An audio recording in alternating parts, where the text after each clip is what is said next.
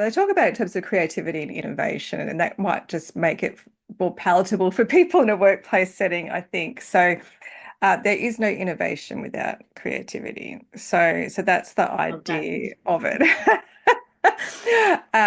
Is that, and an example that I was told, I can't take credit for this, but the creativity, if you like, is I want to be able to see emails on my phone, and the innovation became BlackBerry. So that can be a way for people to start thinking about what that looks like in the workplace. So, and I think the reason why it keeps coming up is because although you're right, people often don't describe themselves as creative.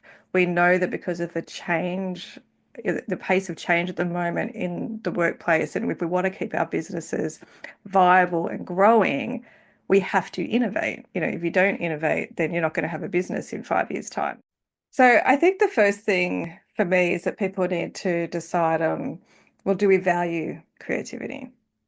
So, and we run a workshop, it's called Fostering Creativity in the Workplace. And I think that's the important part, is that we all agree that we want to foster this. Because when I do these workshops and I'll say, you know, if you were all 5 years old, let's say there's 30 of you in the room and you were all five, and I said, how many of you are creative?